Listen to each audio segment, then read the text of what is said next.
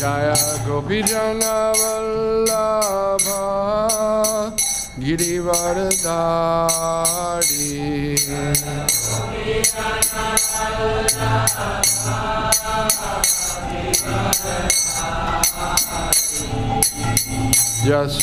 Yasodanandana Brajajana Ranjana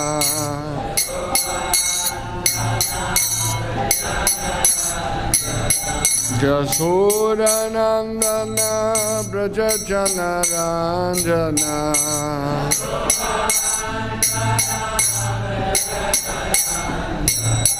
Jamuna Tira Vanachari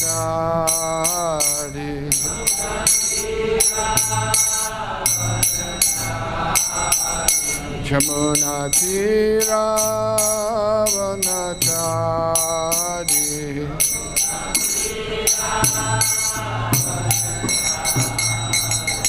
Jaya Radha Madhava Kunja Bihari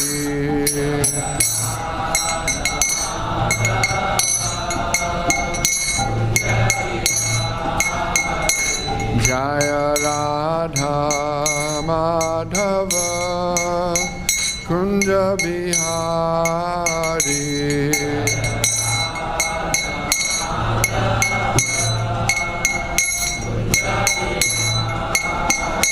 Jaya Gopijana Vallabha Girivardhari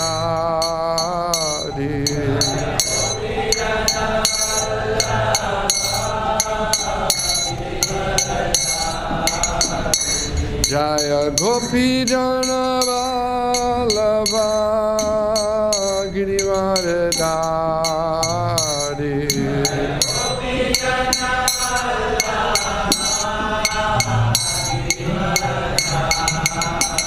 Yasodanandana Brajajana Ranjana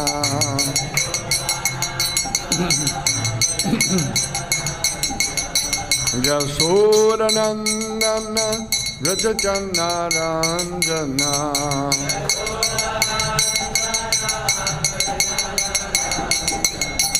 Jamuna Tira Vanachari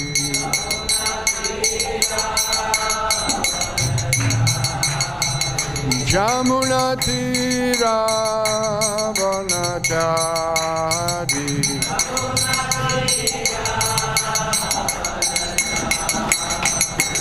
Jaya Radha Madhava Kunja Bihari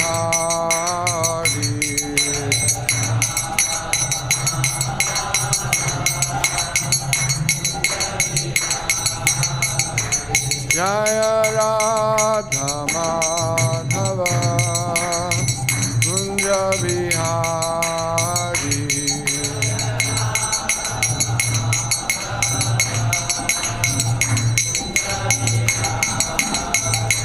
Jaya Radha Madhava Kunja Bihari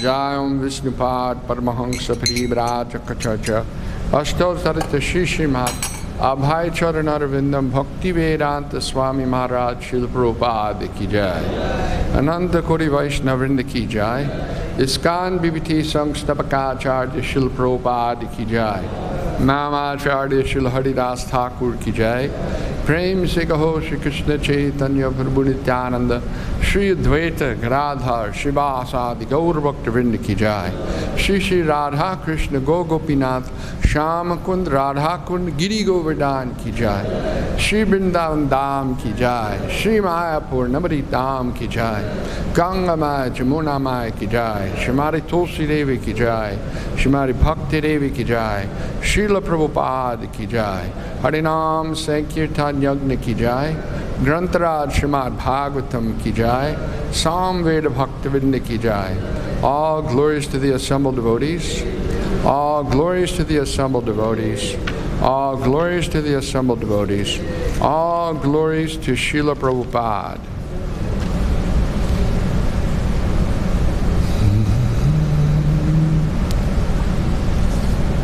Hare Krishna, Hare. So today we're reading from Srimad Bhagavatam, Canto 10, Chapter 2, entitled Prayers by the Demigods. So there are 16 prayers offered by the demigods to Lord Krishna within the womb. And I thought that we'd go over these 16 prayers and sort of take the essence from each one and talk about it a little bit. Although there are many points covered in each purport of these prayers, we can cover a little bit just so we get an idea of an overview of all the prayers that are offered. Om Namo Bhagavate Vasudevaya.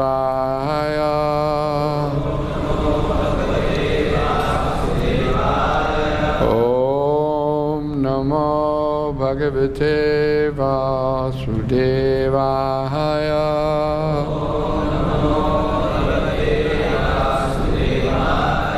Om Namo Bhagavate Vasudevaya.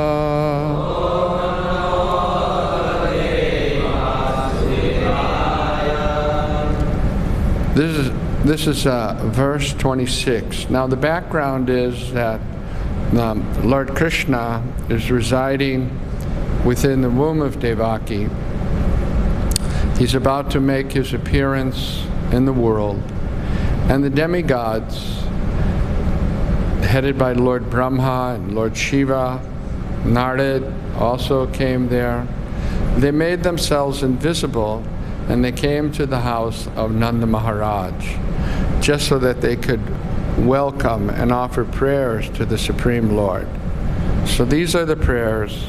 They're very authorized because they are coming from our Sampradaya head. Our ISKCON is in the Brahma Madhva Gaudiya Sampradaya, right? So we're coming in the line from Lord Brahma, and therefore these prayers to the Lord are very significant. So text 26, Satyam Pratyam Satyapadam Tri Satyam Satyasya Yonim Nihitam Cha Satye Satyasya Satyam Rita Satya Netram Satyatmakam Tvam Sharanam Prapanaha. Translation. The demigods prayed, O Lord, you never deviate from your vow, which is always perfect, because whatever you decide is perfectly correct and cannot be stopped by anyone. Being present in the three phases of cosmic manifestation, creation, maintenance, and annihilation, you are the supreme truth.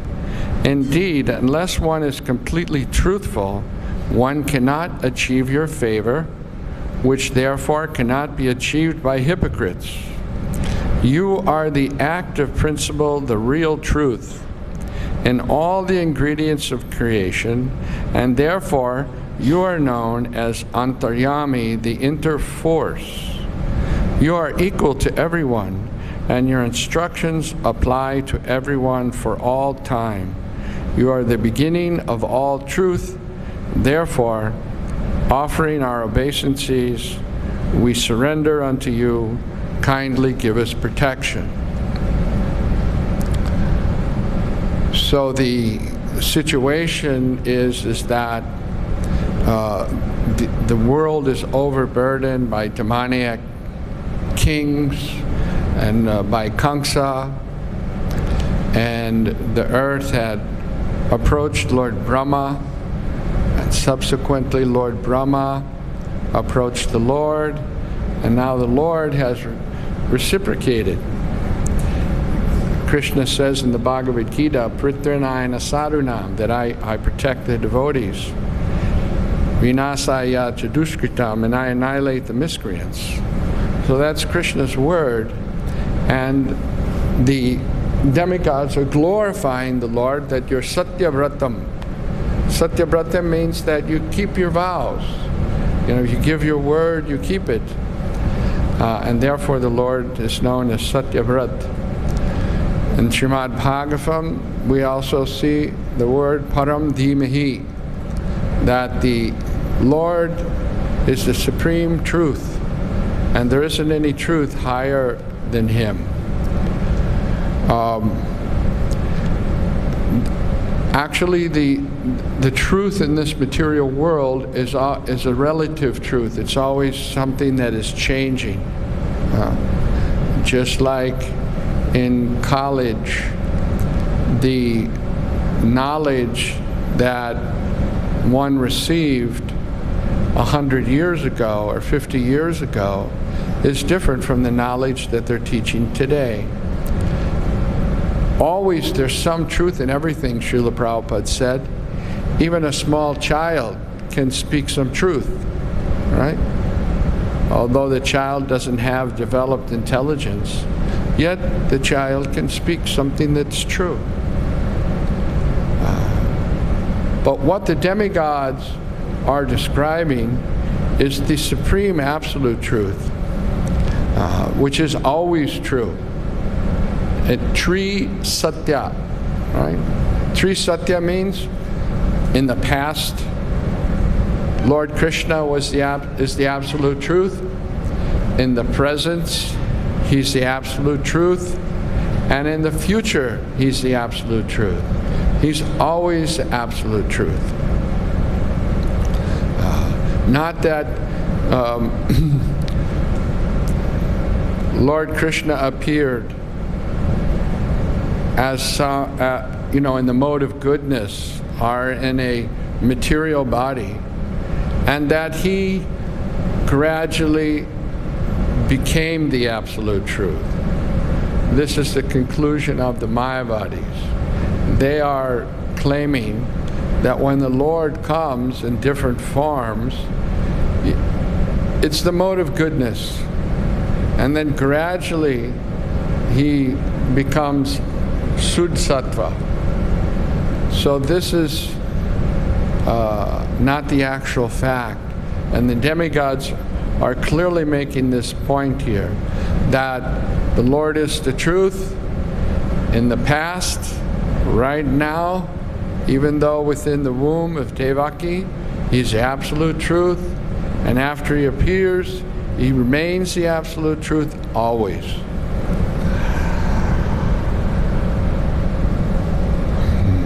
Lord has various energies, but He's the controller of those energies. The conditioned soul comes into this material world, controlled by the three modes of material nature, covered by the different material elements, but that's not the situation of the Supreme Lord. So the demigods, they're making this a point. And therefore they're praising the Lord in this way.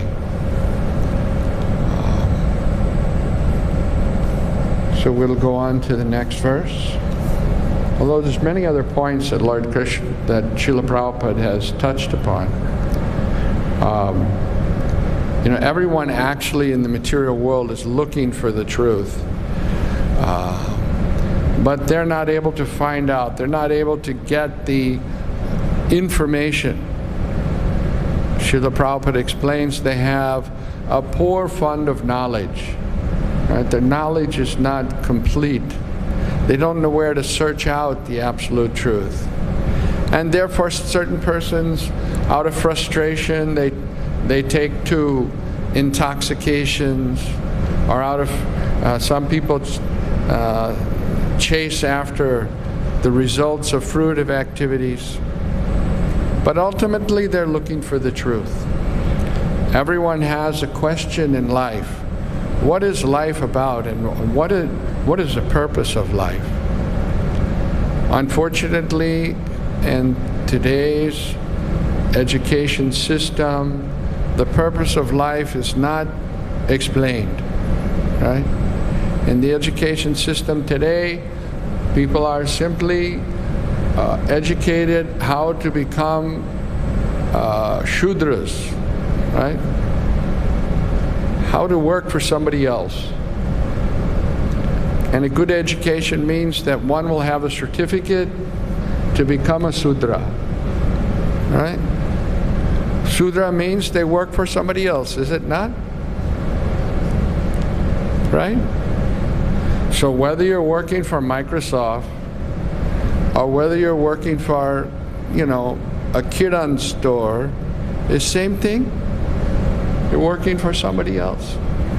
So the certificate that one gets is that I went to so-and-so university, and I'm a qualified, bona fide Sudra. And you can hire me.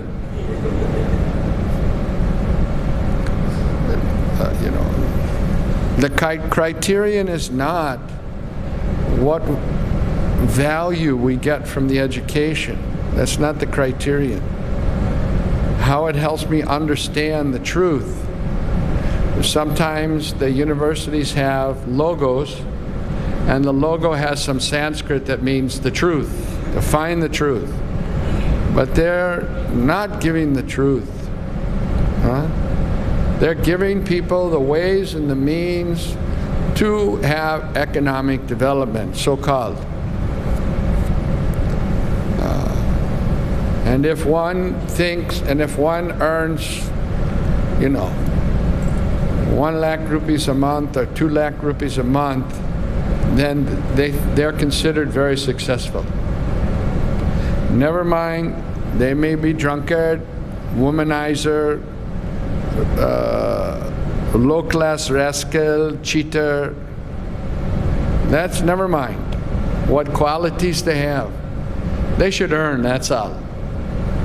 Right? So with this kind of education system, what can you think the result will be for society?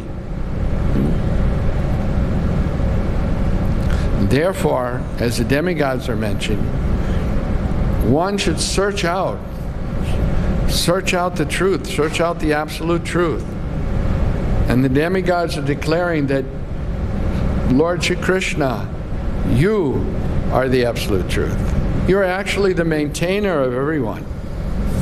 You're actually worth taking shelter of because you can give protection, the demigods are stating.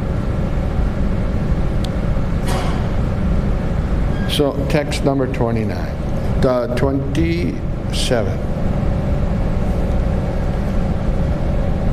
Ekayanoso dvifalas trimulas chaturasaha panchavidha sadatmaha sapta tvag astavitapo navaksho dasha chadi dvikago yadi vrikshaha.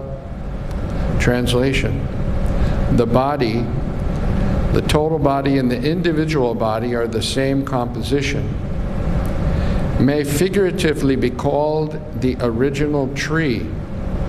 From this tree, which fully depends on the ground of material nature, come two kinds of fruit: the enjoyment of happiness and the suffering of distress.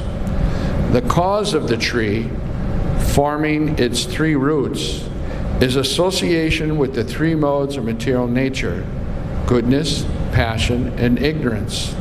The fruits of bodily happiness have four tastes: religiosity, economic development, sense gratification, and liberation, which are experienced through five senses for acquiring knowledge.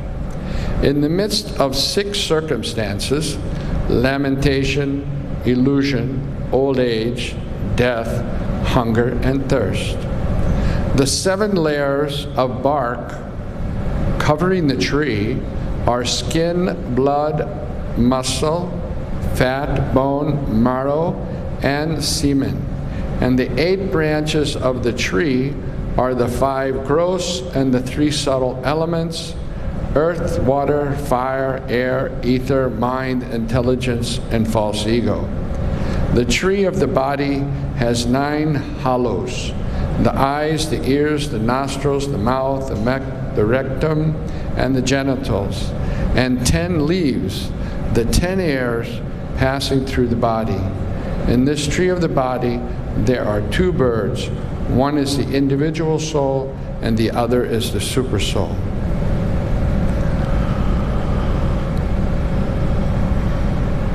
So here we get a complete, a very thorough description of the material body and the energies that make up the material body.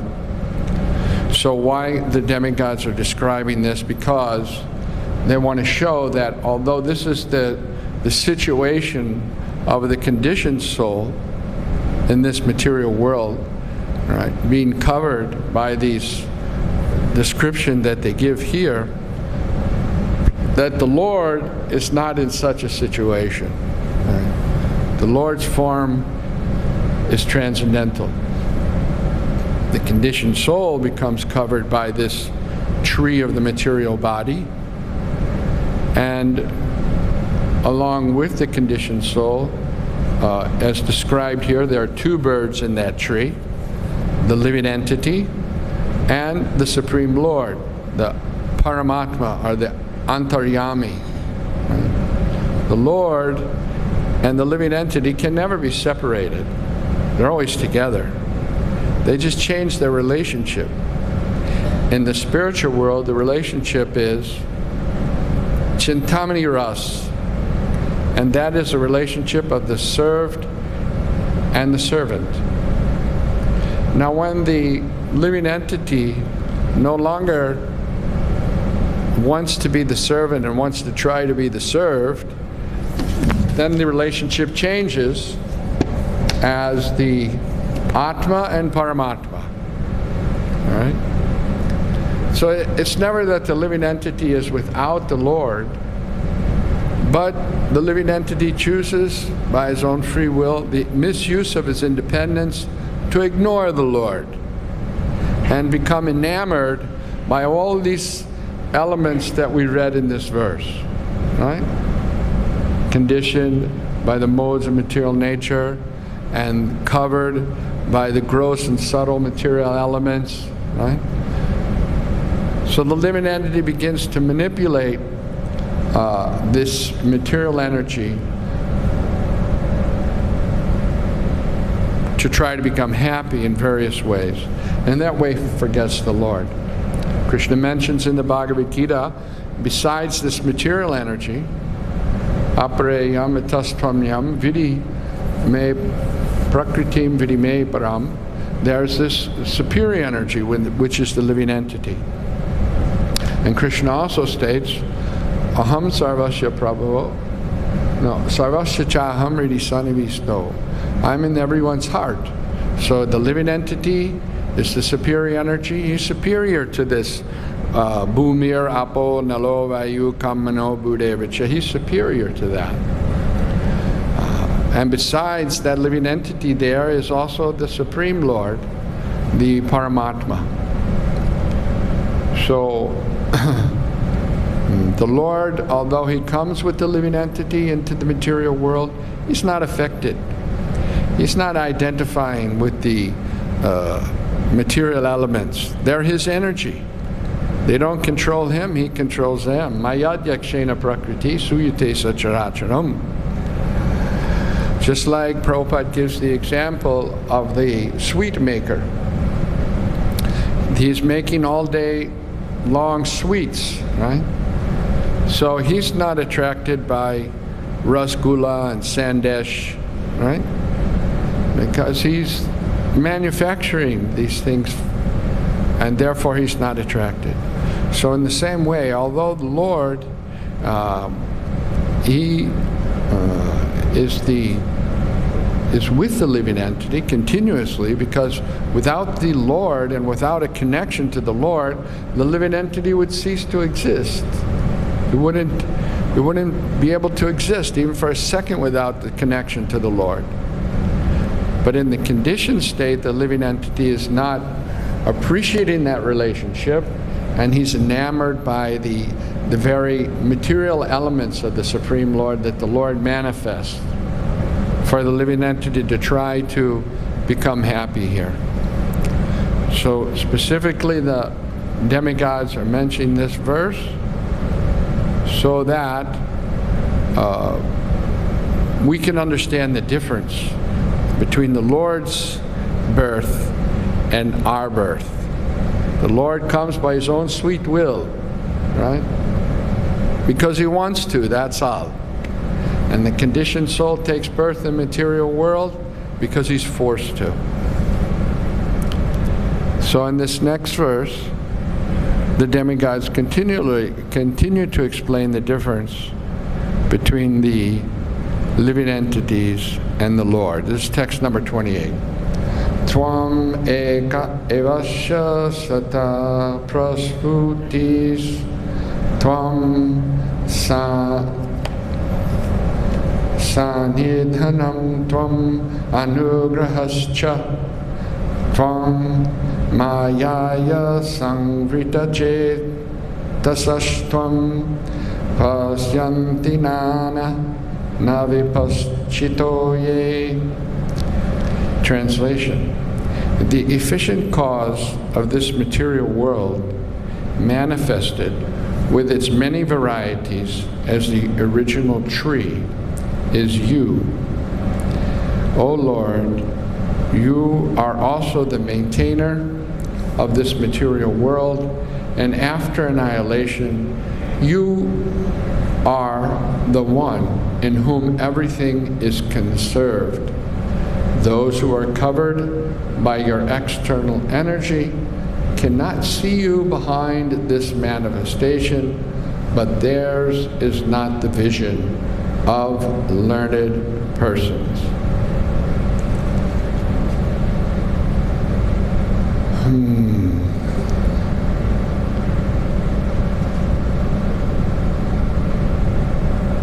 So,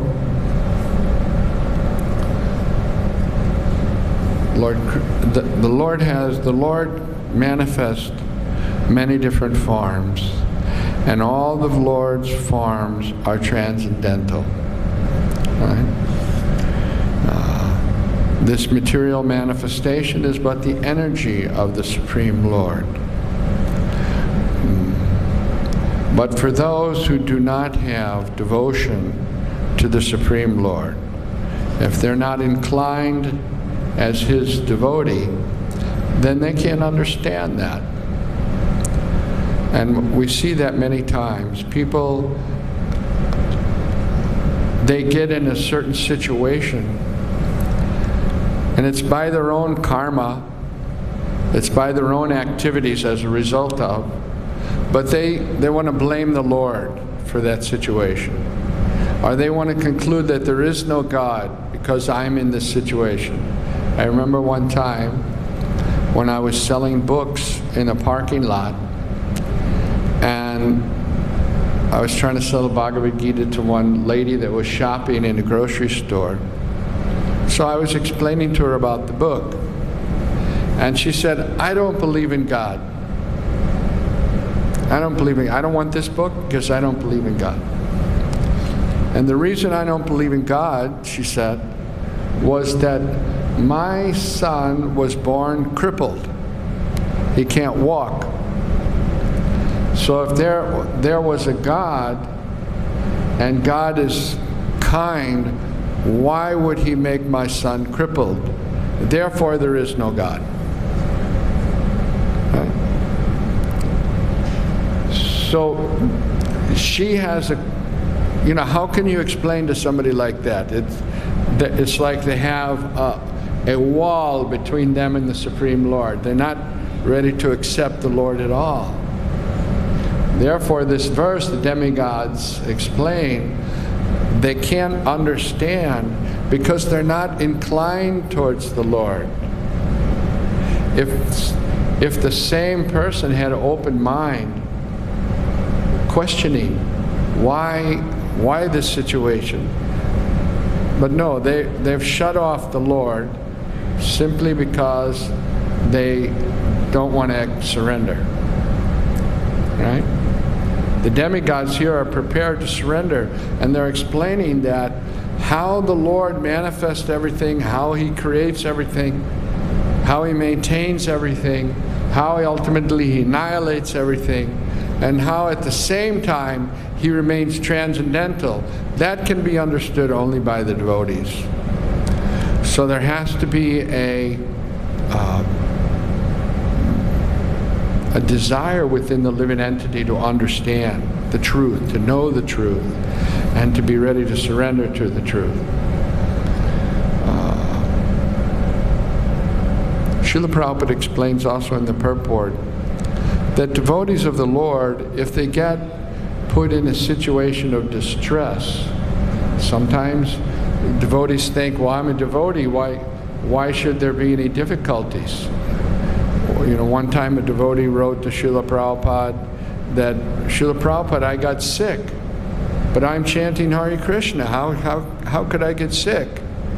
Prabhupada explained that it's not, it's not because you're chanting Hare Krishna that you don't have a material body anymore, and you can also become sick. But the devotee sees the distress that comes to him as a result of his past activities, and he also sees it as the mercy of the Lord, because the Lord is trying to help him to appreciate the misery and the falsity of this material world, right? So he accepts that distress as a welcome thing, not as an unwelcome situation, but he welcomes that situation for his own progress in devotional service. Because the devotee has a goal. His goal is to be with Krishna. The devotee's goal is to love Krishna. The devotee's goal is to serve Krishna. And anything that comes, the devotee sees it as in a positive way to reach that goal of love for Krishna, of serving Krishna.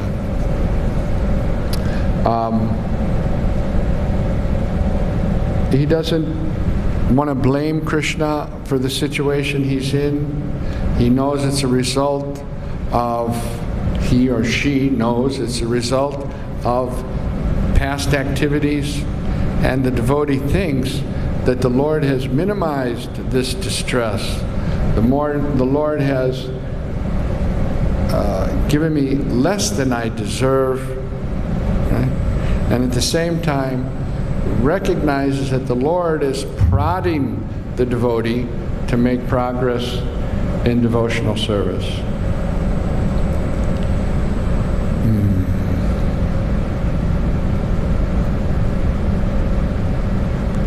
Text number 29.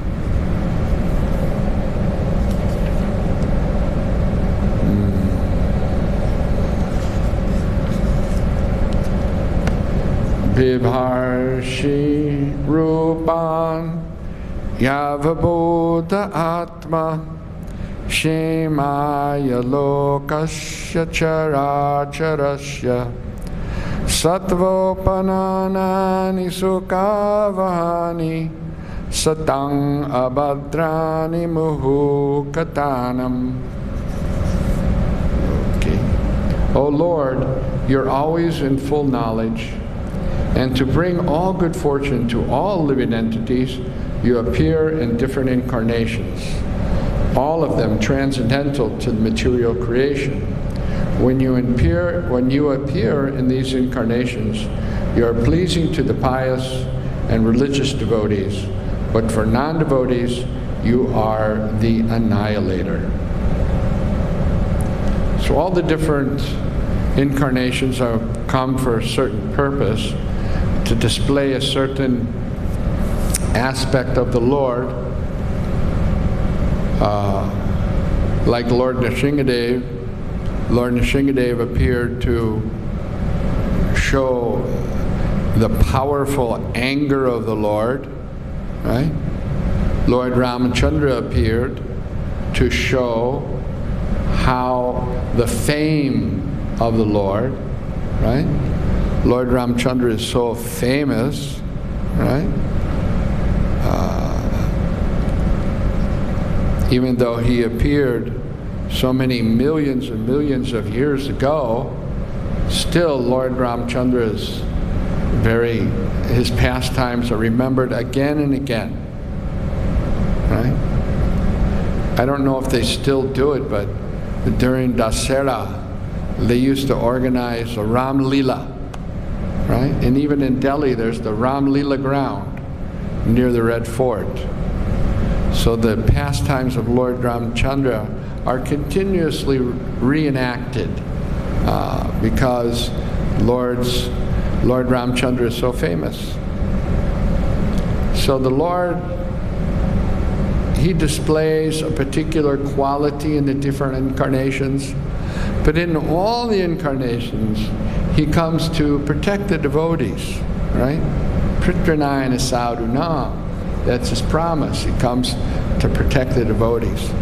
And then Lord Ramachandra said in the Yudhya Kand of the Ramayana that if anyone says, "My dear Lord, from this day I am yours, I accept him, and this is my vow." Right? So the Lord is protecting the devotees. And he annihilates the miscreants. But even this annihilation of the miscreants is good for the miscreants, right? Because by being annihilated by the Lord, they obtain liberation. Just like in the pastime of Shishupal, right? He was killed by Krishna. And everyone there in the assembly could see that the soul of Shishupal came out of his body and merged into the body of the Lord. Even though he was so offensive. At the Rajasurya sacrifice, they were deciding, all the sages and the saintly persons had come, and they were deciding who would be the first person that should be honored and worshipped in this sacrifice. So Sahadev, one of the Pandavas, he stood up and said, "Lord Krishna should be the first one that is worshipped in this sacrifice." And he gave an explanation why, because he's the supreme person. And Shishupal stood up and said that, "Now I can understand the effects of the illusory energy, how powerful the illusory energy is. When so many learned persons sitting here would accept the words of this small boy and accept that a crow like Krishna should be worshipped at this sacrifice." And immediately Bhima took his sword and went to cut off the head of Shishupal without even thinking. He was ready to kill him on the spot. And Krishna said, "No, wait.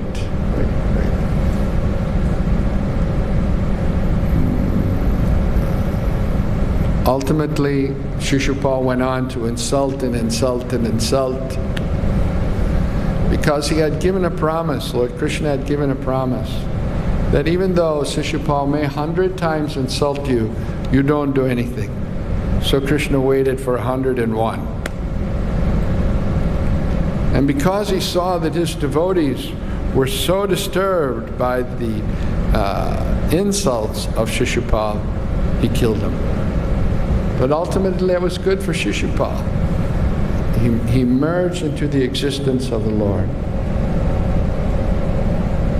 So for the devotees should consider that even the non-devotees, even the demons, those who are against the Lord, by the Lord's mercy, by the Lord's arrangement, they are benefited. What to speak of the devotees of the Lord who chant His holy names? Hare Krishna, Hare Krishna, Krishna Krishna, Hare Hare, Hare Rama, Hare Rama, Rama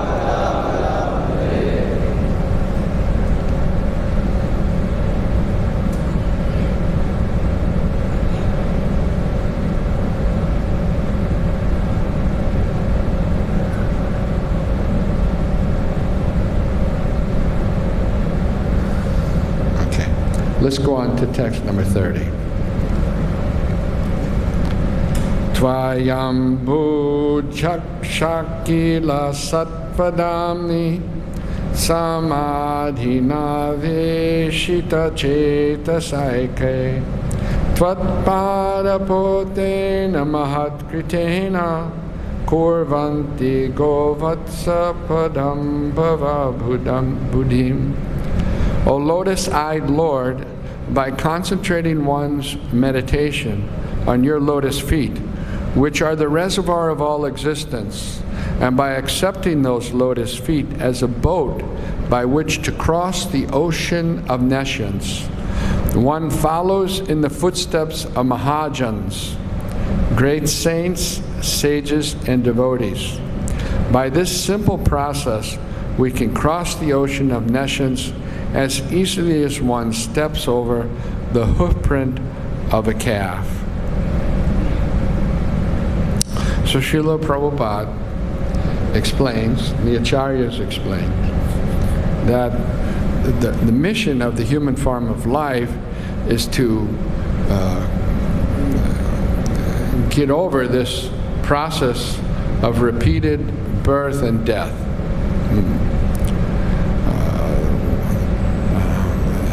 That instead of being carried away by the material nature, that the living entity understand his real nature, her real nature as the eternal spirit soul. Actually, Prabhupada explains there's no he and she. Everyone in the material world is Prakriti. Everyone in the material world is subservient to the Supreme Lord. In that sense, we're all Prakriti. There's only one Purusha, and that is Krishna. He's the supreme controller, and everyone else is meant to surrender unto Him. As mentioned in Chaitanya Charitamrita, Ekale Ishwar Krishna Ar Sabhritya, means that there's one supreme controller, Krishna. And whether demigods or big kings or government heads, they're all meant to be subservient to the Supreme Lord. So, people don't know this. They're not educated. They're busy trying to become the Ishwar, right? However it is, whether it's a big business magnate having so many billions worth of wealth, right? He's endeavoring to be the Ishwar, the controller, or whether it's the simple shopkeeper, or somebody who has a small shop on the footpath. You know, you see sometimes they have a little box and they keep their tools and they fix people's shoes. What are they called? A muchi, right? But he's also trying to be the controller. Everyone is trying to be the controller. Huh? So they're very fortunate if by the arrangement of the Lord they come in contact with the devotee, right? Because by that contact of the devotee, they can begin to purify their consciousness to understand what is the mission of life? What am I supposed to be doing? Right? Even the big businessman, after he makes millions, still he's confused about what he should do. Right? And therefore they begin to do some charity, like Vanderbilt, Rockefeller, whether it's Bill Gates, Bill Gates Foundation, Melinda and Bill Gates Foundation, they do some social welfare work to help people, right? But even that is not ultimate benefit for the people. The real benefit for people is to educate them about the mission of the human form of life, to become free from the cycle of birth and death. And that can only be done by following the acharyas, the mahajans, right? That are mentioned in Bhagavatam. Here the verses here from the 6th canto, 3rd chapter, verse number 20. Swayam Bhurnarda Shambhu Kumara Kapila Manu Pralado Janako Bhishmo Bhalir Vyayasakir Vayam. One has to follow those who are in knowledge to get knowledge, right? And then it becomes very easy to cross over the cycle of birth and death. Otherwise, as Krishna says in the Bhagavad Gita, it's very difficult, right? To cross over this material, durataya, difficult. But it's possible by following the Acharya Sampradaya, to follow the Acharyas. Then it becomes easy, like the example given in this verse. In the rainy season, when the cows are moving, their hooves make an impression in the land, and then the rain comes and that fills up with water, right? So the calves, they leave a very small impression, right? And it fills up with water. But there's no difficulty in stepping over that impression that the calf leaves that's filled up with water, right? You can easily step over it, isn't it?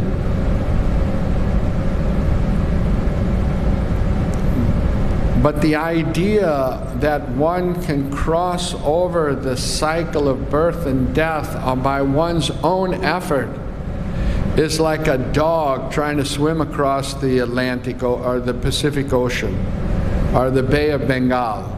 Across from India, what's across the Bay of Bengal? Thailand, Cambodia, right? It's a long way. And a dog can swim. A dog can swim. But how far, if you throw a dog in the water, he'll swim naturally. But how far he'll swim? He'll swim out about 20 feet and come back to the shore. Right? So Srila Krishnadas Kaviraj Goswami says, obtaining love of God is like, a dog trying to cross the ocean. But here we see the same effort as described, just like stepping over the hoofprint of a calf filled with water.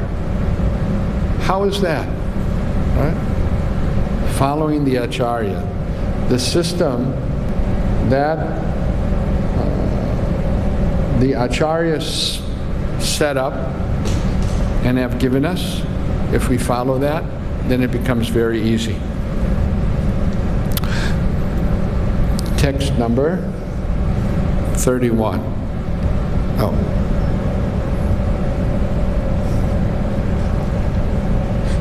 Swayam samutirya sudushtaram dhuyman bhavarnavam bhimam abhadra soridaha bhavat padam bhoruha navam atrate nidhaya yataha sadhanugraho bhavan.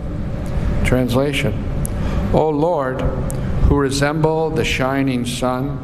You are always ready to fulfill the desire of your devotee, and therefore you are known as a desire tree, Vansha Kalpataru. When acharyas completely take shelter under your lotus feet, in order to cross the fierce ocean of nescience, they leave behind on earth the method by which they cross. And because you are very merciful to your other devotees, you accept this method to help them.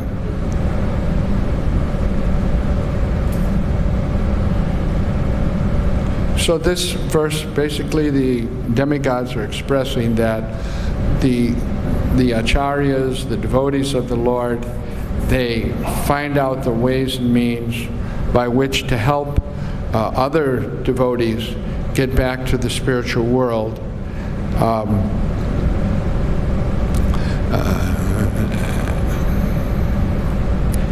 The people in the conditioned souls in the material world, they're taking birth after birth, sometimes as Lord Brahma, sometimes as an ant, right? And if they have some good fortune, they come in contact with the devotee. That's why Srila Prabhupada, and again encouraged us that we should engage in this book distribution, because by engaging in this book distribution, people come in contact with the acharyas. They come in contact with Srila Prabhupada. They come in contact with the devotee. And this way it becomes easy for them by this contact to get out of the material world and start their journey back home, back to Godhead. And this is the duty of the Guru, is to find out the ways and means by which he can help persons, devotees, his followers, and others to stop having to wander around in this material world. You know, if there's a person that is from a very wealthy family but has forgotten that and is wandering around as a homeless, right, as a beggar, then if someone comes along to remind him, you know, your father's a very rich man in Kolaba, you should go back home, then that person has been done a great favor, isn't it? So everyone is in that situation. They're wandering around in the material world, struggling very hard, trying to find happiness, not becoming happy. And the devotee is very compassionate to try to help them understand that that your Father, the Supreme Lord, is filled with all opulences. You don't have to struggle like this. And the devotee arranges, and the Lord arranges for the devotees that they don't have to struggle. Srila Prabhupada talks about how, you know, at that time maybe there were 5,000 devotees around the world, but Prabhupada talks about 10,000 devotees, right? And that they're all their needs are taken care of them, but none of them have a job in the factory, right? And in those days it was a fact. All the devotees that there were in ISKCON lived in temples, right? There was no such thing as congregation. Now we have a big congregation, devotees live outside, they work outside. But in those days it was only devotees, and only devotees that lived in the temple. And all their needs were provided for, right? But none of them had a job outside, right? So Krishna, he can maintain unlimited number of persons, and very opulently, no problem. I remember the Sunday feast was so opulent that you would never think to leave the temple. Why? Because the Sunday feast was always coming. And where would you get samosa, sweet rice, and you know, masala rice, and regular rice, and paneer sabji? Not possible, right? Cooked by devotees, offered with devotion. So nobody blooped, because blooped means they never left the temple, because the Sunday feast was always coming. Right? Couldn't leave. Where would you go?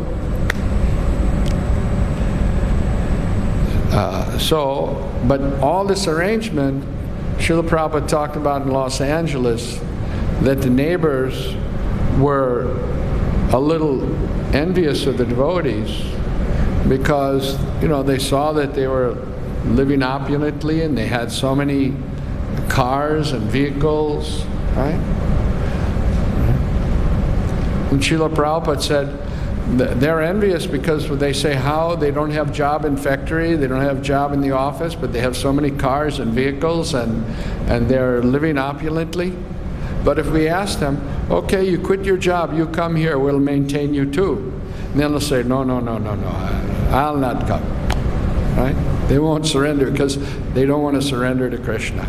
They want to continue the charade of thinking that they're the big controller. What they will control? When disease comes, can they stop it? When death comes, can they stop it? But the devotees of the Lord who surrender to the Lord, they can even step on the head of death without any concern, like in the example of Dhruva Maharaj. Yamaraj was there. Death had come also. But he stood on the head of death and went into the swan plane to take him back to the spiritual world. This, by the mercy of the Lord, is the situation of the devotees of the Lord. They conquer over even death. So it's possible by surrender unto the Supreme Personality of Godhead. The Lord is compared to the sunlight, and Maya is compared to darkness. And wherever there's sunlight, there can't be darkness. In the same way, wherever there's Krishna, Maya can't exist. So Srila Prabhupada says that we should refrain from the sinful activities, meat eating, gambling, illicit sex, intoxication. If we refrain from these activities and we chant the holy name of the Lord, Hare Krishna, Hare Krishna, Krishna Hare.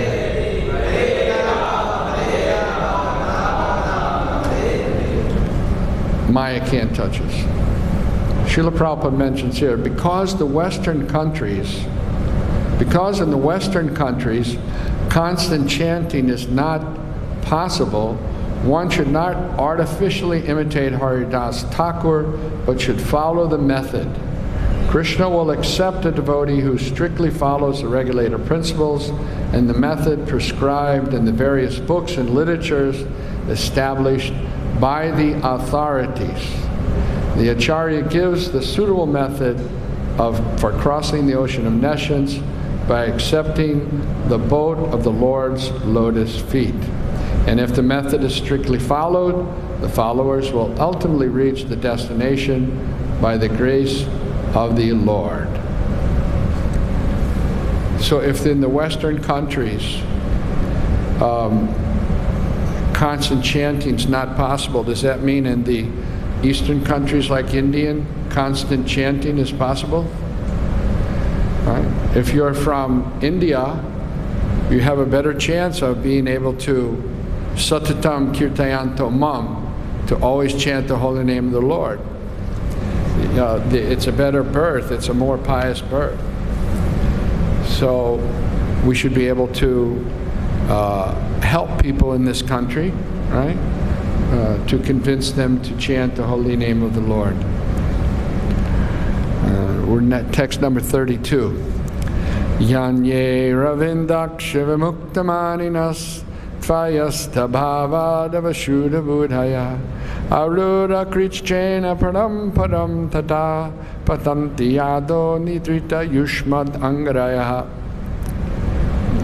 Famous verse, Srila Prabhupada quotes it quite often.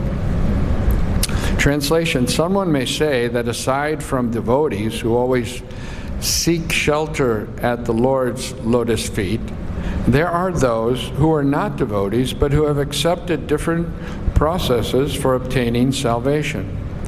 What happens to them?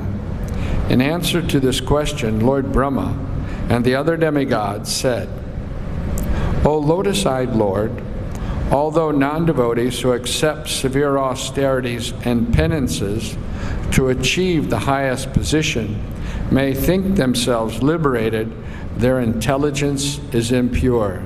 They fall down from their position of imagined superiority because they have no regard for your lotus feet.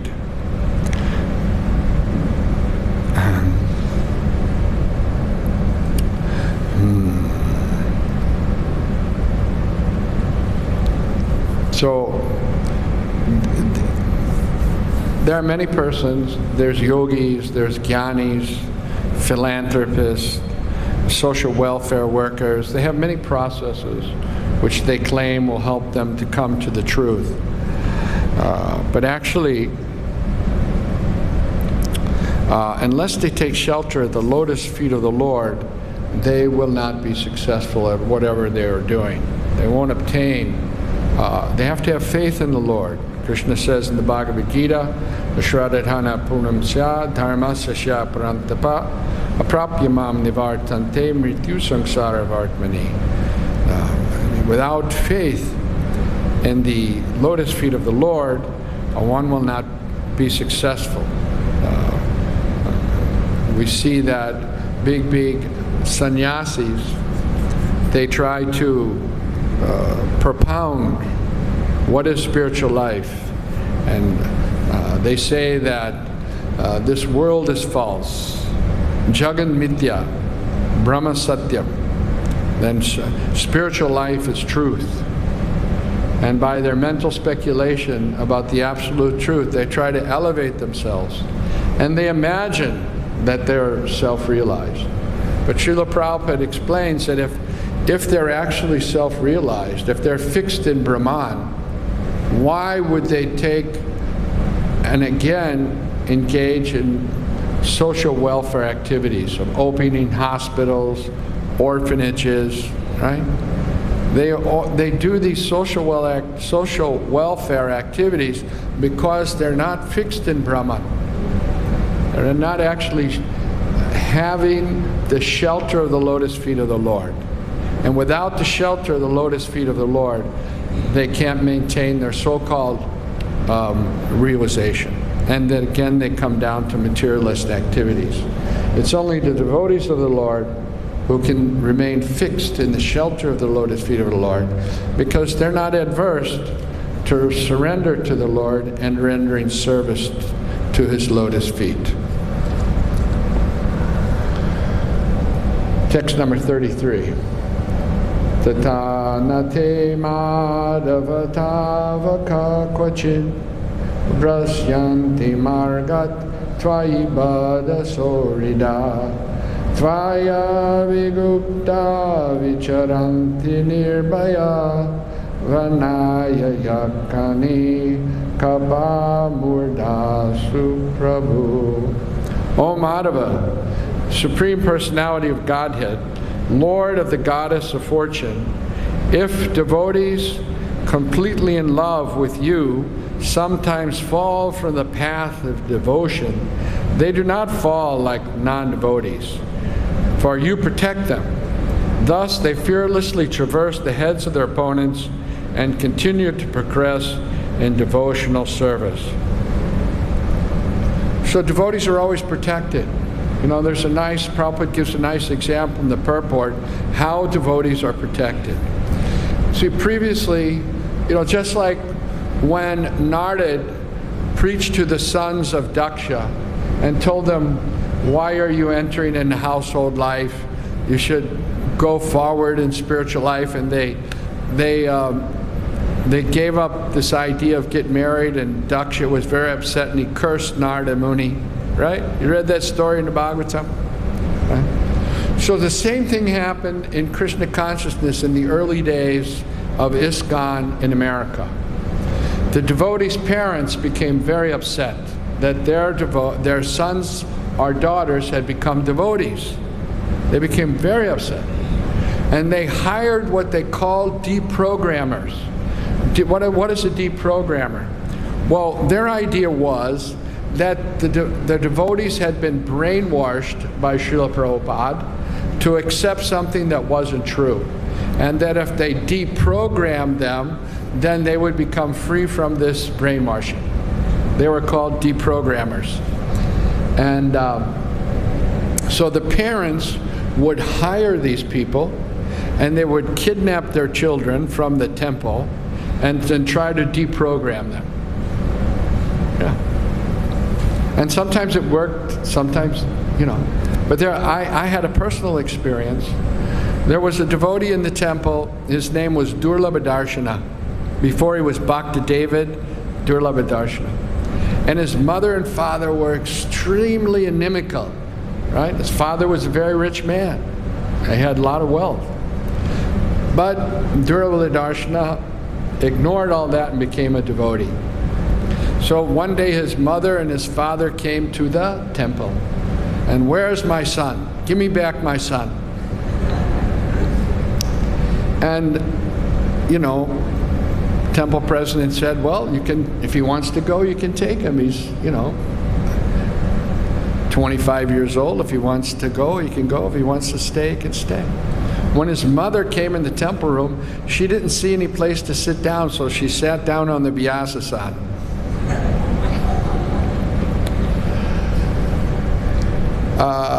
So anyway, Durlabha decided he wanted to be a devotee. He didn't want to go home. So they left, but they were upset. So they hired deprogrammers. And what happened was that they came to the temple. But we didn't know who they were. They just came. About 5 people came to the Sunday feast. And that day, myself and Durlabhadarshana and one other devotee were supposed to go on Sankirtan. We were going to go into a rock and roll concert and sell books, right? We got a ticket and we'd go inside, and there's a bunch of young people, hippies, and we would sell them books. So we left the Sunday feast and we went, got in the vehicle and went down to the concert, which was inside this big auditorium.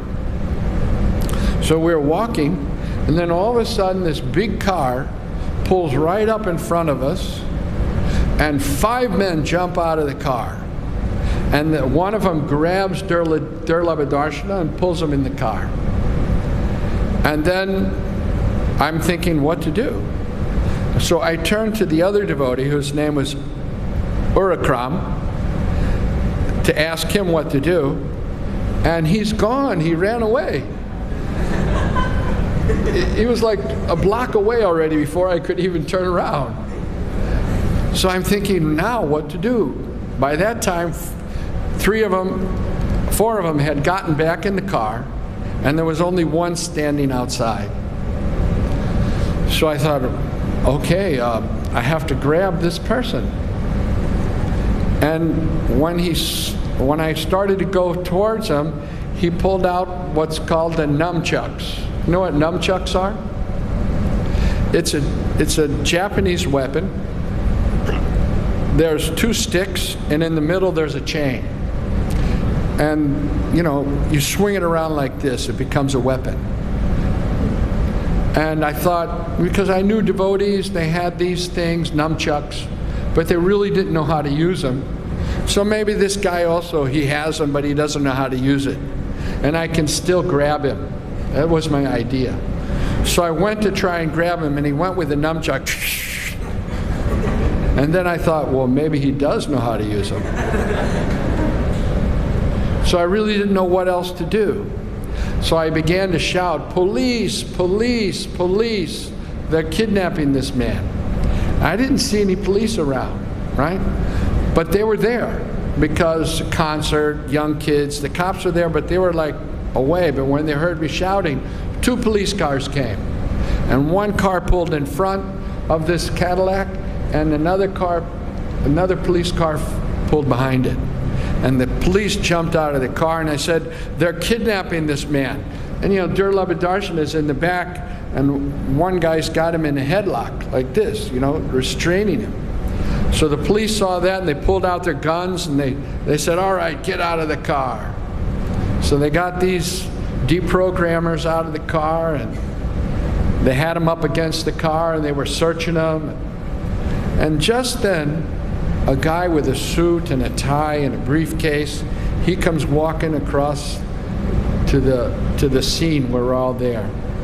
And he tells a police officer, and he's speaking to the police officer. And I'm wondering what's going on. So then the police officer says, well, we're going to have to go down to the station. So that all the programmers and the police and myself, we all go down to the police station. And there inside, actually his father comes, that guy with the suit was a lawyer, and they said that they have papers that they can take this person. So the police come out and talk to me that, you know, they got a restraining order, and you know, so they can take this person. And I'm thinking, how is that? So anyway, what they had done was gone to a small town judge and gotten a restraining order to get to take Durlabhadarshana to a hospital because they said that he suffers from hypoglycemia or something. But anyway, what they did was they took him from hotel to hotel in many parts of the country, and they blasphemed the holy name, they blasphemed Prabhupada, and they tried to get him to give up the chanting. And he would just chant. Whenever they did that, he would just, Hare Krishna, Krishna Krishna, Hare Ram, Hare Ram. And when he did that, they become more angry, right? So there he very intelligently, he decided to act like he was deprogrammed. And he just started doing whatever they said, right? Stopped chanting, took his neck beads off, and he said, yeah, you're right, I should have never joined the temple. He acted like he was deprogrammed. And before, they were keeping him handcuffed at night to the bed. So after some time, the deprogrammers thought, okay, now he's deprogrammed. So they called back his old girlfriend, right? And they said, now you be with him. And they were in Boston, which is about 1,000 miles away from our temple. So that deprogrammers, they brought his girlfriend and they left him alone in the room with his old girlfriend. And he immediately opened up the window and jumped out. And he ran away, found out the address of the Boston temple, and he went to the temple in Boston.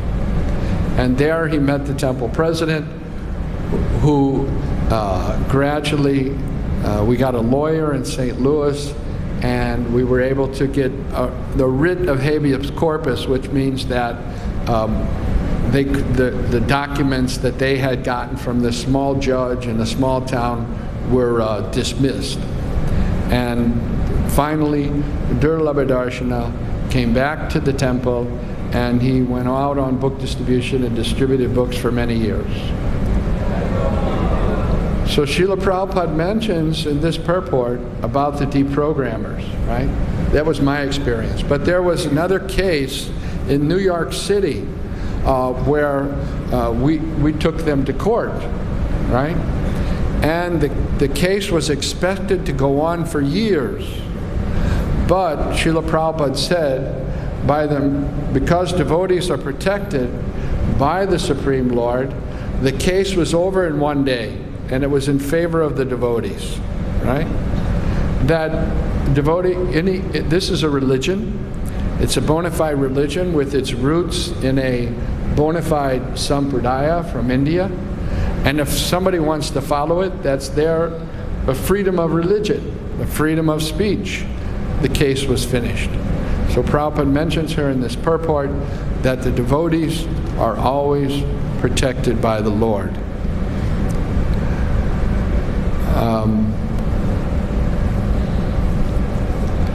This is text number 34. Sattvam vishuddham shrayate bhavang stito shariranam shreyopayanam vapu veda kriya yoga tapasamadhibhis tavarhanam yena jana samihate. O Lord, during the time of maintenance, you manifest several incarnations with all transcendental bodies beyond the material modes of nature.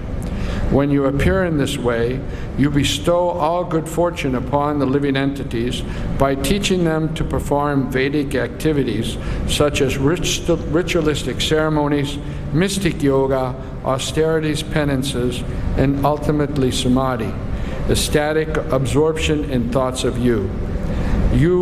Thus you are worshipped by the Vedic principles.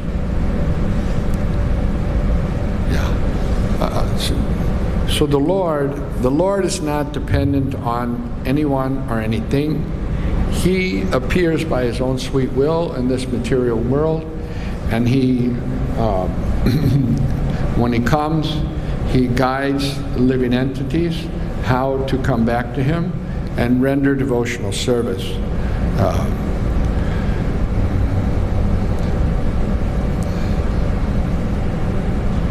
What he wants to establish is that the real thing is bhakti, right? He may subsequently establish many different things, but ultimate thing that he wants to establish is his devotional service. Krishna appeared to display his wonderful pastimes so that devotees can hear and chant about these pastimes, remember these pastimes, just like today is the appearance of Lord Krishna. So we remember how Krishna appeared in the jail of Kamsa to his mother and father, Devaki and Vasudeva. And as we remember this, we become purified. And that purification should ultimately lead to what? That purification should lead to bhakti. So the ultimate reason for the Lord's appearance is to establish the supremacy of bhakti.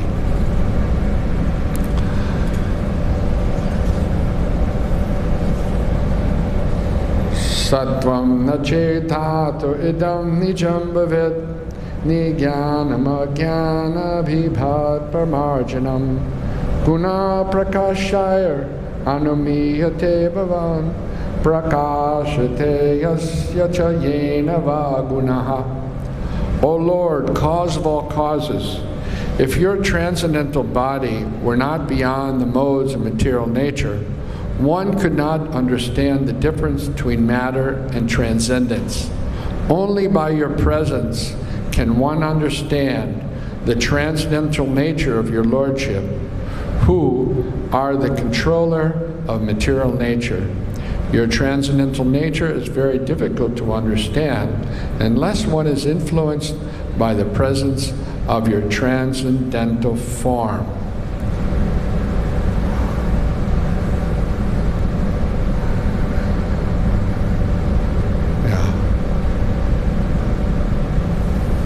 So the demigods can understand the transcendental nature of the Lord because they were surrendered to the Lord. So it's only the devotees that can understand His transcendental nature. And Krishna says in the Bhagavad Gita, if you can understand the transcendental nature of my birth and my activities, janma karma chame divyam, then you don't have to take birth in this material world again. So this is the nature of the Lord, is that He's transcendental. Whoever comes in contact with Him also becomes transcendental, becomes free from the effects of the material, the influence of the material nature, which causes the living entities to be bound up in the cycle of birth and death. So one of the ways that the Lord establishes that is that the devotee develops an affinity of the Lord by worshiping the Lord, and therefore takes to the process of deity worship. So deity worship is a very important aspect.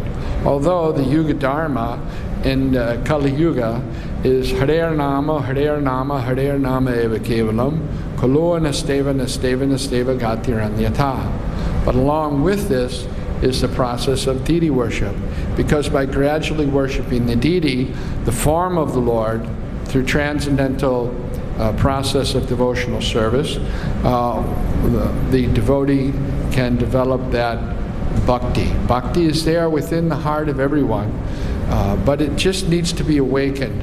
Prabhupada gives the example, at a certain age, a child they don't know how to walk, but they have the ability to walk, and it's there within them at a certain age, and then by a little practice, they learn to walk. In the same way, bhakti is there, innate within the heart of every living entity, and by a little practice, that bhakti can be brought out. So worshiping the deity in the temple is a very important process that goes along with the chanting of the holy name of the Lord. Na nama rupe guna janma karma bi nirupitavye tavatasya shakshina manovachabhyam anumeya vartmano deva kriyayam pratiyantyatapihi. O Lord, your transcendental name and form are not ascertained by those who merely speculate on the path of imagination. Your name, form, and attributes can be ascertained only through devotional service.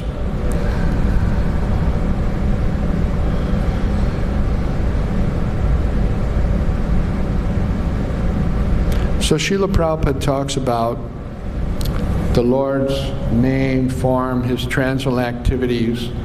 They're all Shuddha-sattva, they're beyond the three modes of material nature. And that in order to understand them, one has to develop bhakti. Bhaktimam abhijananti. You can understand Krishna if you develop bhakti. Yavan yasmai chatvadaha. You can know Him in truth. Tato mam tatvato yatva vishite tad anantaram. So this is the idea, developing bhakti, developing this attraction for Krishna's name, form, pastimes, and all of His, many of the names that devotees are accustomed to chanting are in relationship to the Lord's activities, right? Like Govardhan Dari, right? Giridhari. The Lord lifter, the lifting of Govardhan Hill. The Lord performed such a wonderful pastime. No ordinary person at the age of 6 or 7 years old can take their small finger and lift a whole mountain, right? Who can do that, right? But Lord Sri Krishna did that so that, one, He could chastise the pride of Indra. It's not, Krishna doesn't like His devotees to be very proud, right? And so therefore, sometimes He arranges things to cut the pride of His devotees. And He did that when He lifted Govardhan Hill. But over and above that, He wanted to be with His loving devotees, the devotees of Braj. And there they were, all together, meditating on Krishna for 7 days under Govardhan Hill.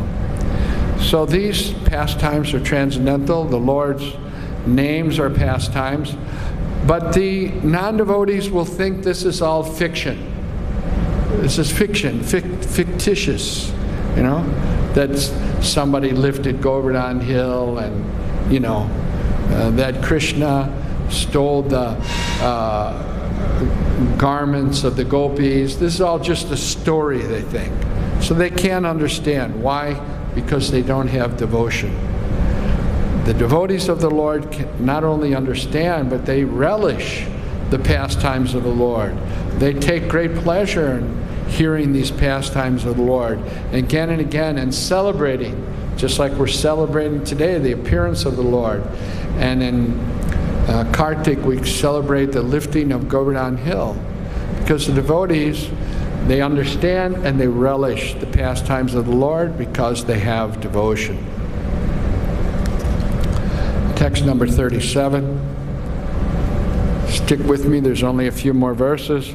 Shrinvan gridang sang smarayam chachintayam namani rupani cha mangalani te kriyashu yastvach charanara vindayor avista chetana bhavaya kalpate. Even while engaged in various activities, Devotees whose minds are completely absorbed in your lotus feet and who constantly hear, chant, contemplate, and cause others to remember your transcendental names and forms are always on the transcendental platform, and thus they can understand the Supreme Personality of Godhead.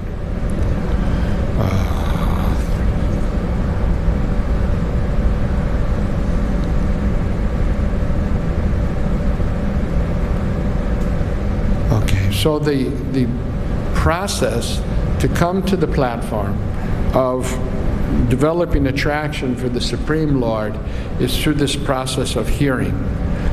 By regularly hearing about the Lord, all the inauspicious things that are within the heart become removed, and the heart is filled with an attraction for the Supreme Lord. But hearing also there requires some activities, because if you hear about something, then you'll want to naturally engage in activities. And Prabhupada talks about that in the literature, in this purport, and I'll just read what he says. The word kriyashu, meaning by a manual labor or by work, is important in this verse. See, everybody wants to do some work. Nobody's happy just doing nothing. How long can you sit in your room and do nothing, right? Or even if you're chanting, do you have that kind of attraction that you're going to chant all day long? No, you want to get out, you want to do something. Just like people have goshalas, right? They have activities for the cows. The cows are taking care of their calves very nicely. They're milking the cows. But the bulls also need some work. And therefore, Srila Prabhupada actually condemned tractors because they took the activity for the bull away. What was the bull's work? Plowing, right? And they took that activity away, so there's not an engagement. Everyone wants to be engaged. Even bulls, they're happy when they're engaged, when they're doing some work. Just hanging around, they're not so happy, right? One should engage in practical service to the Lord. In our Krishna consciousness movement, all our activities are concentrated upon distributing Krishna literature. Should I read that again? In our Krishna consciousness movement, all our activities are concentrated upon distributing Krishna literature. What's all our activities in the Krishna consciousness movement concentrated on? A little louder. Distributing Krishna literature, right? That's pretty clear. This is very important. One may approach any person and induce him to read Krishna literature so that in the future he may also become a devotee. Such activities are recommended in this verse. Kriyasu yachtvach charanara vindayur. Such activities are always remind the devotees of the Lord's lotus feet. By fully concentrating on distributing books for Krishna, one is fully absorbed in Krishna. This is samadhi. There was once a devotee. The devotees had the opportunity in those days to distribute books in the airports in America. So their devotees would go to the airport and distribute books. I remember they were in the Chicago airport, the Atlanta airport, the New York airport, Los Angeles airport, and a lot of people come through these airports. So devotees would go and distribute books, and they would distribute a lot of books. So once they had a competition in all these airports, who could distribute the most books. So one devotee, he became so enthusiastic. He went out to the airport, and you know, airports, flights are coming in all times, late at night, early morning, afternoon, flights are coming and going. So that devotee distributed books for 24 hours non-stop. Never rested, only distributed books for 24 hours. And when they told Srila Prabhupada, he was very happy. And he said, this is samadhi. Right? This is samadhi. So, where are we here now? Drishtaryasya bhavatapado bhuvo barlo panitas tava janmaneshitu distyanukitang tvatpadakai sushobhanayar draksyama gangtyam chatavanukampitam. O Lord, we are fortunate because the heavy burden of the demons upon the earth is immediately removed by your appearance. Indeed, we are certainly fortunate, for we shall be able to see upon this earth and in the heavenly planets the marks of lotus, conch shell, club, and disc that adorn your lotus feet. So the Lord's lotus feet have different marks, auspicious marks, and when he steps in the dust of Vraj or anywhere, he leaves those impressions. When Akrura was sent by Kamsa to bring Krishna to the wrestling match, when he reached Vrindavan, he saw the impressions of Krishna's feet in the dust, in the Braj Raj. And upon seeing those impressions, he became so ecstatic with love of Godhead that he began to roll on the ground in ecstasy.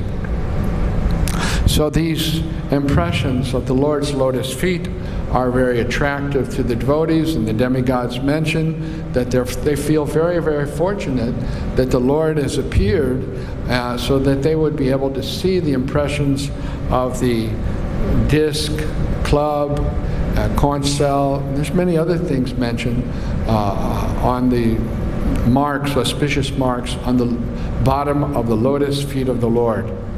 And they're also red in color. So the devotees become very enthused by seeing the Lord's lotus feet and meditating on the Lord's lotus feet.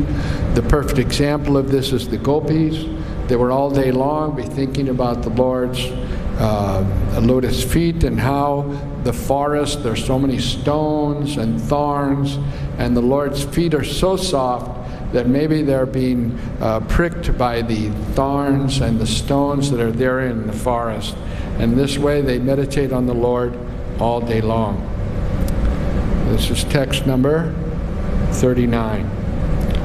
Nate bhaveyasya karanam bina vinodam bhatatar kayamaye bhavo nirodva stitira yavidyaya kirta yatastvaya biyasrayasmani.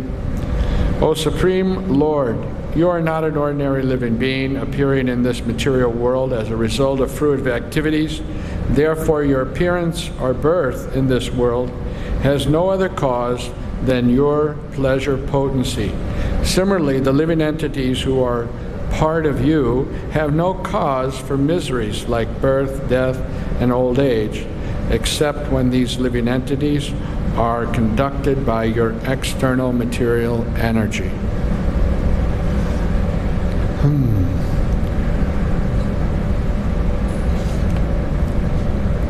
So Krishna mentions again that he appears whenever there's a discrepancy of dharma, and yada yada hi dharmasya glanir bhavati bharata. So what is that discrepancy of dharma? What is that glanir? Glanir means discrepancy.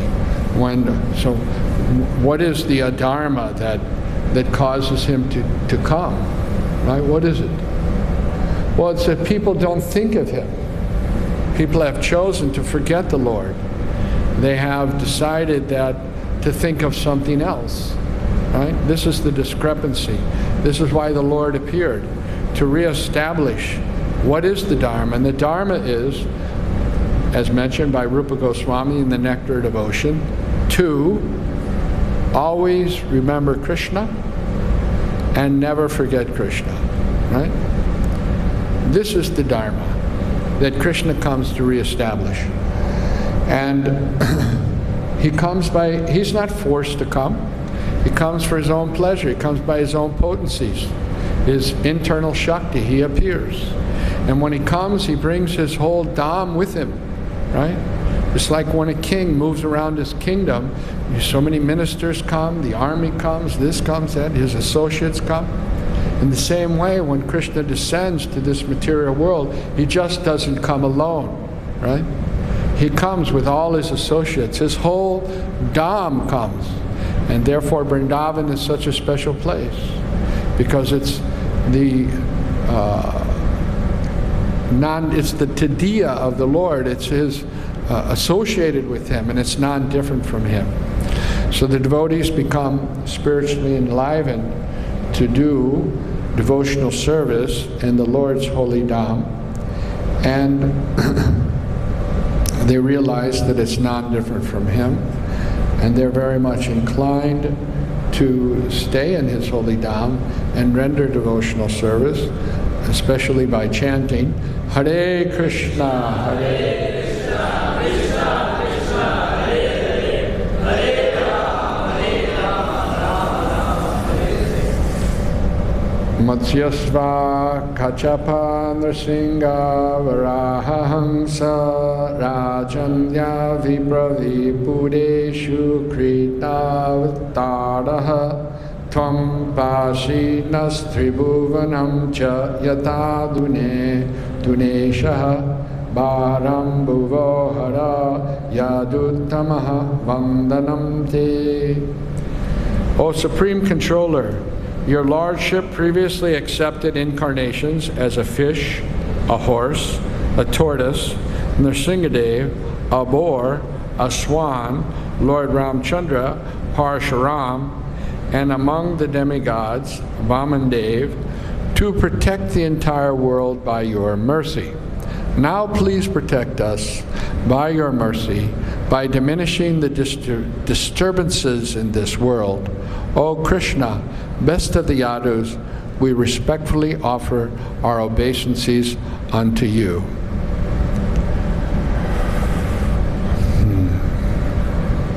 So, Krishna comes in various incarnations, and now he is chosen to appear in the dynasty of the Yadus, in the family of the Yadus, and therefore the demigods are offering their pranams unto him, and they're requesting the Lord to now do the needful and take care of the disturbing elements like Kamsa, and to protect all of his devotees. So on this day we should invite the Lord to come into our hearts and to destroy all the unwanted things, all the anarthas that are there, which the non-devotee desires that are there and within the hearts, so that we can meditate on him and live peacefully in this world, and at the end of this life return home back to Godhead. Hare Krishna. Are there any questions, comments?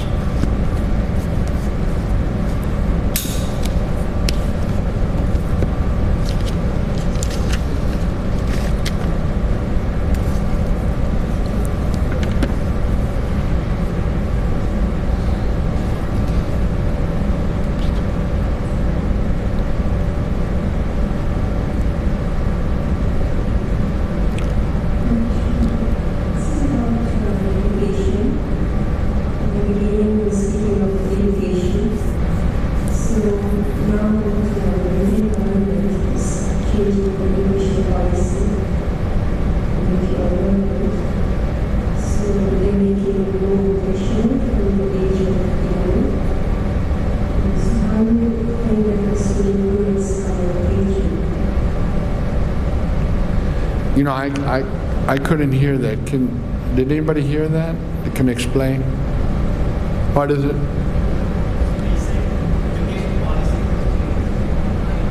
Give him the mic. Education policy has changed now.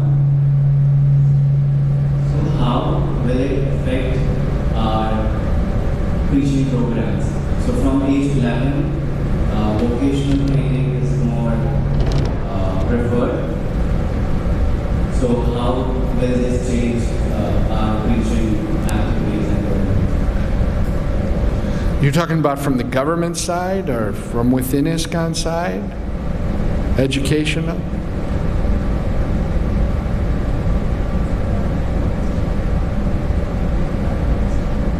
The government's education policy are within ISKCON. The government has changed the education policy. Well, the government's, whatever they say, they've changed their policy. Their policy is the same thing. Sense gratification.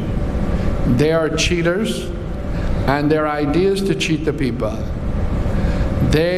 One politician, because we have a democracy, so they come forward and they say, give me your vote, I'll make sure you get sense gratification. This is democracy, right? They come into power, they stay for some time, they make this policy, that policy. Their whole meditation is how to stay in power, right? But in the end, people are never satisfied, because you don't become satisfied by sense gratification. It's not possible, right?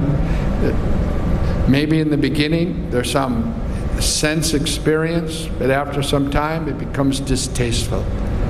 And therefore they throw out the politician, they bring in a new one, right?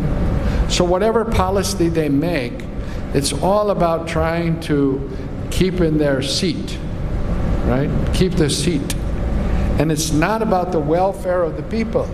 It's not about the real education of the people to fulfill the mission of the human form of life, the mission to become free from the cycle of birth and death. That they have no policy for, right? Because if they did have a policy for that, it would expose them for the cheaters that they are. If people really understood the mission of life, then they wouldn't go for this, democracy. Prabhupada calls it demon crazy. Demon crazy. Right? They would want a pious king, right?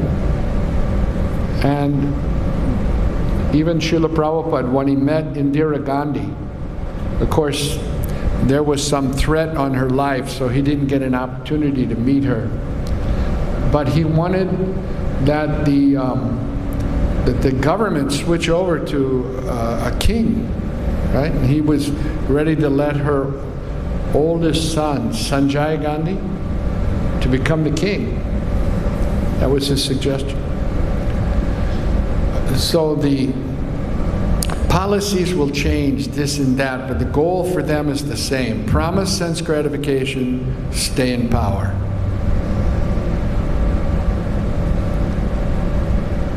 Any other questions?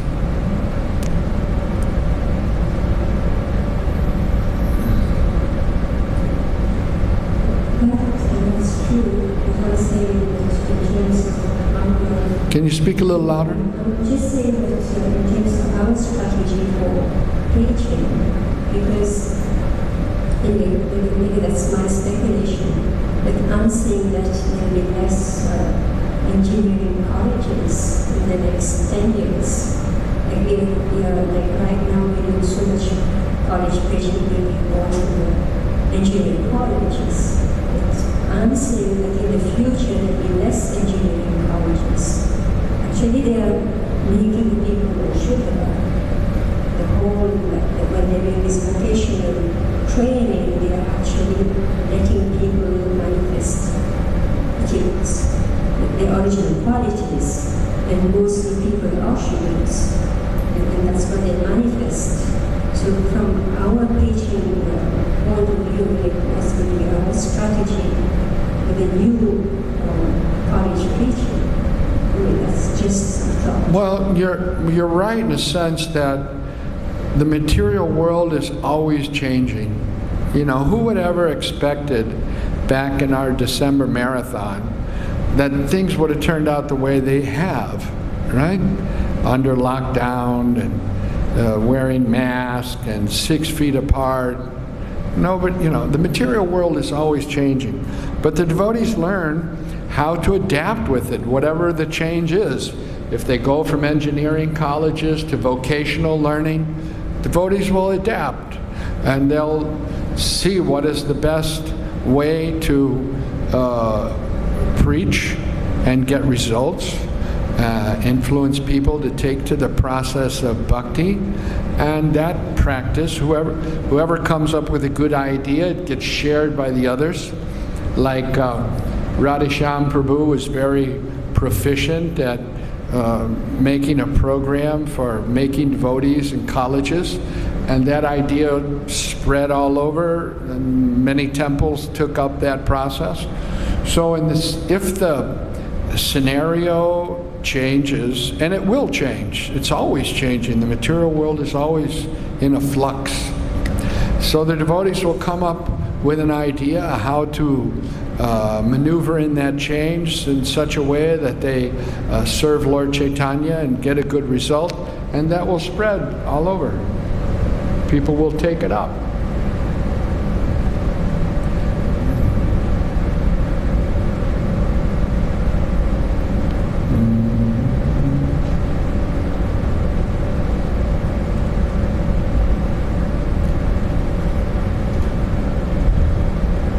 Okay, thank you very much. One question way in the back. Hare Krishna. Oh, okay. You got a question? The question is, this is not my question. Actually, someone commented on YouTube. Okay. So, the question is, how this soul of Shishupal merged into the body of Krishna? What will happen to him? He become one with Krishna or what? Well, he merges into the effulgence of the Supreme Lord, which is the transcendental Brahman. You know, there's three phases of realization: Brahman realization, Paramatma realization, and realization of the Bhagavan aspect of the Lord. So Shishupal, he merged into the Brahman, which is the effulgence of the Lord. It's made up of spiritual energy, and the living entity it doesn't exactly merge into the Lord, but he becomes part of the Lord's shining effulgence. That's Brahman realization. The impersonalists, they're very much attracted by this Brahman realization, and they perform great austerities and penances. So they see the oneness of everything. They see everything as pure spirit and pure energy and pure light. And but this is not very attractive to the Lord. It's devotees, right? They think that they see that the Mayavadis or the impersonalists are working very hard, performing austerities and performing tapasya, so that they can merge into the Brahman effulgence of the Lord. But they see that the demons that are killed by Krishna, like Shishupal, they even get this realization of merging into the Lord. So there must be something that's more than this, and that is bhakti. When the Lord's devotee have attraction and love for rendering him various kinds of services, for doing something for the pleasure of the Lord. So they're not at all attracted by this merging idea, entering into the oneness of Brahman, but rather they're much more attracted to rendering service to the lotus feet of the Lord, meditating on the lotus feet of the Lord, and how to serve the lotus feet of the Lord. Okay? Any other questions from the cyber world? Yes, in the back. Thank you very much for nice words. I have a question that Lord always protect devotee, but sometimes we see that spiritual advanced person also falls down. So how we can understand this? Oh, that's really a good question. That's a good question. So, but we see examples of that. King Rishabdev, Chitraketu, Indrajumna Maharaj, they were exalted devotees, but they fell down, right? So sometimes the Lord arranges for a devotee to have this temporary mishap, right? Like Rishabdev, he meditated on the deer, and he died, and he took birth as a deer. So, in one sense, it looks like a fall down, but it's not like the fall down of the non-devotees. They fall down into demoniac species, and they forget the Lord, right? But the devotee, like in the example of Rishabdev Maharaj, he remembered, even though he was in the form of a deer, he remembered the mistake he made. He remembered the Lord, and he fixed himself up with living by some devotees. And in his next life, he took birth as Jad Bharat. And he finished up his devotional service and went back home, back to Godhead. Same way with King Chitraketu and Indradyumna Maharaj. So the devotees' fall down is not the same as the fall down of the non-devotees.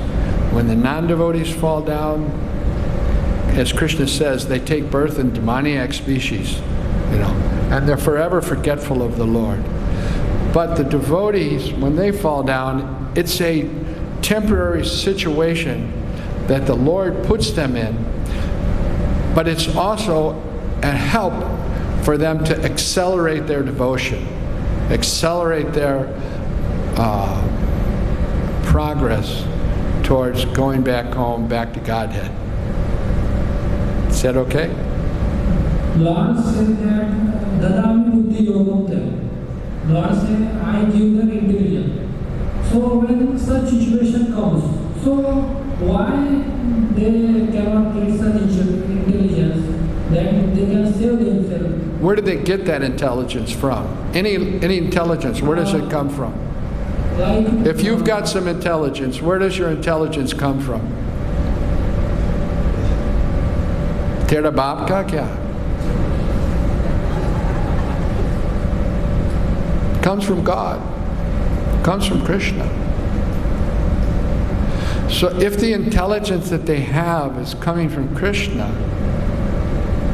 means that Krishna, he puts them in the situation, like how can we imagine that such a elevated personality who saw Krishna within the womb of his mother, Maharaj Parikshit, could become so bewildered by being thirsty that he garlanded the Brahmin with a dead snake.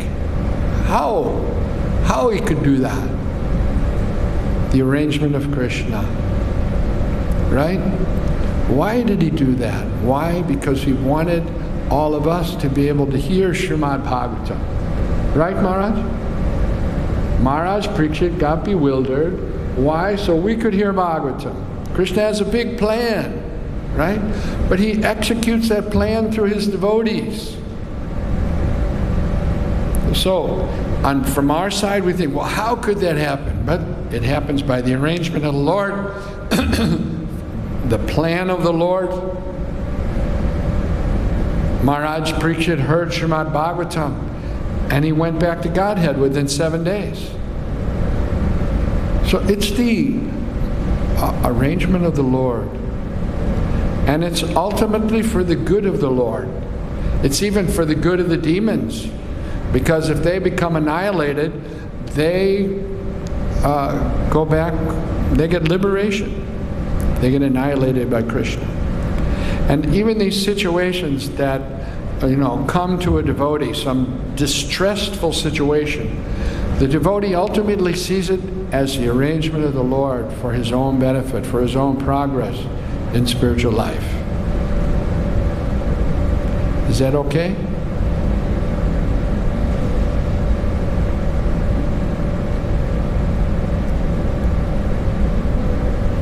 Whatever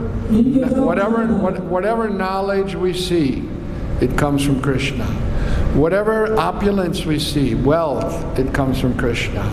Whatever, education is there, ultimately it comes from Krishna. Everything is coming from Krishna.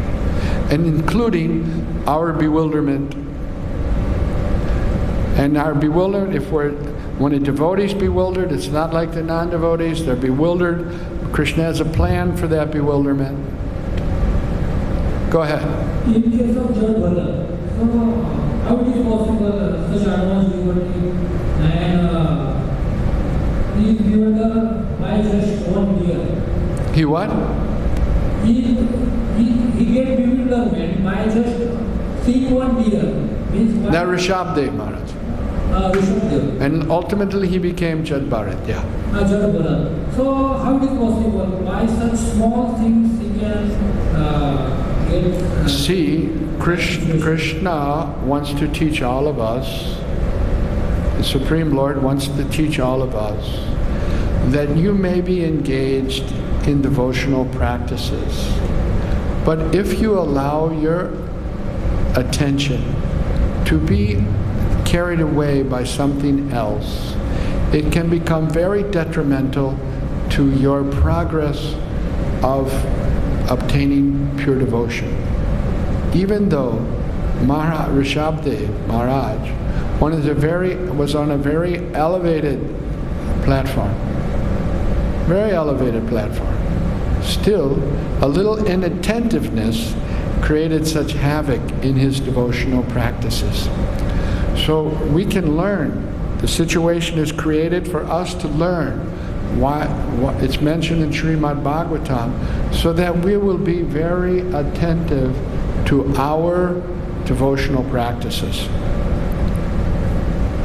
It's an example. It's a pastime of the Lord for our benefit, so that we can understand how important it is that we perform our devotional activities with great attention without being diverted to any other thing, so that we don't, have to take a detour in our devotional service.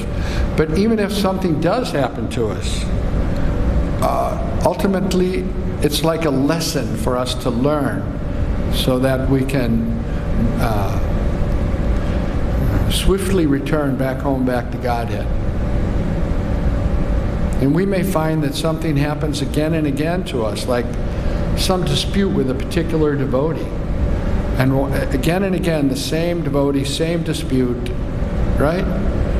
So Krishna may be teaching, he may want us to learn how to become humble, right? You can't get back to Godhead unless you're humble. So just like Krishna cut the pride of Indra, in the same way he puts us in certain distasteful situations so that we learn how to become humble. In one instance, or something else that he's trying to teach us.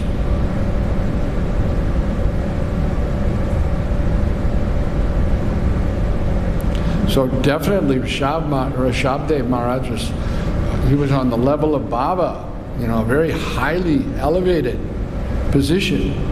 Again, that's an instruction to us that, no matter how high up you are, you always have to be attentive in your devotional service, right? To keep your kripa of devotion nicely fenced around, so that no disturbance can come to your progression in bhakti.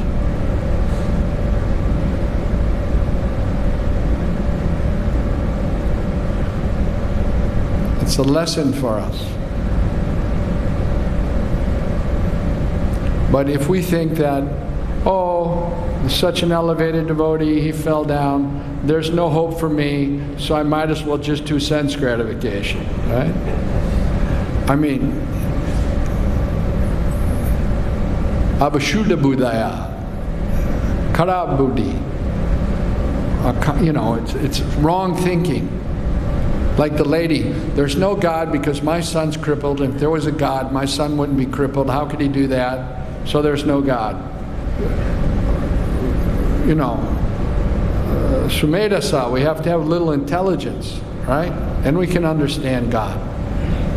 And we have no intelligence. So we have to glean that intelligence from the source of intelligence, which is Krishna, and Krishna helps us to get that intelligence by sending his devotees. We get intelligence by that association of devotees. But our mind is so crooked that it rejects the association of devotees and wants to accept association of non-devotees. So the successful devotee in devotional service ignores the mind and always keeps fixed up with the association of devotees so that we can think properly. Two heads are better than one. Right? You know the saying, two heads are better than one. We got a problem, we can work it out by the association of devotees. Tadran charan seve bhakta sanivas janame hoy ye avilas.